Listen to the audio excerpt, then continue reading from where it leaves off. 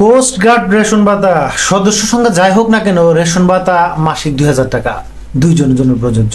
তো চলুন আমরা বিস্তারিত জেনে নিই।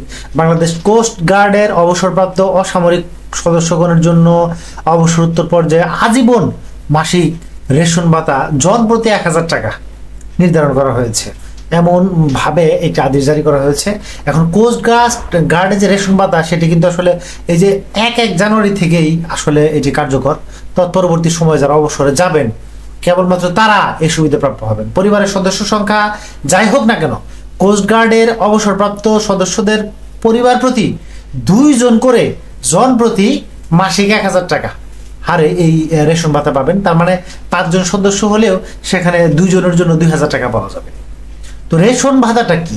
তো রেশন ভাতা হলো সাধারণত সরকারি কর্মচারী, সামরিক বাহিনীর সদস্য বা অন্যান্য নির্দিষ্ট গোষ্ঠীর লোকদেরকে তাদের মূল বেতনের পাশাপাশি দেওয়া একটি অতিরিক্ত ভাতা। এই ভাতাটি সাধারণত খাদ্য সামগ্রী কেনার জন্য দেওয়া হয়। এখন রেশন ভাতা আসলে কেন দেওয়া হয়?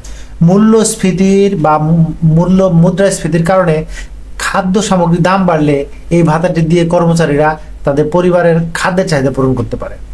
এই ভাতাটি কর্মচারীর জীবনযাত্রার মান উন্নত করতে সাহায্য করে। এই ভাতাটি কর্মচারীর কাজে আরো অনুপ্রাণিত করে থাকে বা তাকে কাজের প্রতি আরো মনোযোগী করে তোলে। এই যে রেশন ভাতা, এটি 2009 সালের 12 মে বাহিনীর কর্মকর্তা কর্মচারী এবং ব্যাটালিয়ন আনসারদের পূর্ণাঙ্গ পারিবারিক রেশন হিসেবেও চালু করা হয়।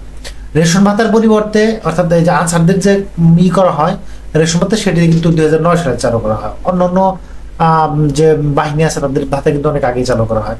এখন রেশন ভাতার পরিবর্তে কি নগদ অর্থ পাওয়া যায়? হ্যাঁ, রেশন ভাতার পরিবর্তে কোনো কোনো প্রতিষ্ঠানে নগদ অর্থ পাওয়া যায়। কিছু ক্ষেত্রে রেশন ভাতার পরিবর্তে কর্মচারীর নগদ ভাতা দেওয়া হয়। এই নগদ ভাতা দিয়ে কর্মচারীরা তাদের নিজের ইচ্ছা মতো খাদ্য সামগ্রী কিনতে পারে। রেশন ভাতা সংক্রান্ত বিস্তারিত তথ্য আপনি গুগল সার্চ করলেও পেয়ে যাবেন। এখন এই যে অর্ডারটি, অর্থাৎ এই যে স্বরাষ্ট্র মন্ত্রণালয়ের জননিরাপত্তা বিভাগ হতে এই যে কোস্ট গার্ডের যে অসামরিক সদস্যগণের যে রেশন ভাতা সেটির যে আদেশ, সেটি কিন্তু ভিডিও ডিসক্রিপশনের যে লিঙ্ক দেওয়া আছে সেখান থেকে আপনি চাইলে দেখে নিতে পারবেন। এখন কথা হচ্ছে, অনেকে জানতে চান সেনাবাহিনীর যে রেশন সেখানে আসলে কি কি থাকে।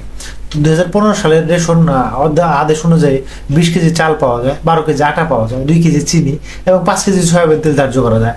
পরবর্তীতে পে কমিশন গঠনের পর 418 টাকা হিসাবে ধার্য করা হয়, অর্থাৎ 418 টাকা দেওয়া হয়। বর্তমানে 2 সদস্য পরিবারের জন্য স্বামী 418 টাকা এবং স্ত্রী 418 টাকা, তাহলে মোট 836 টাকা পেয়ে থাকে। দুজনে 836 টাকা পেয়ে থাকে এবং তাদের সেগুলি দিয়ে মূলত এই চাহিদাটা পূরণ করার চেষ্টা করতে হয়।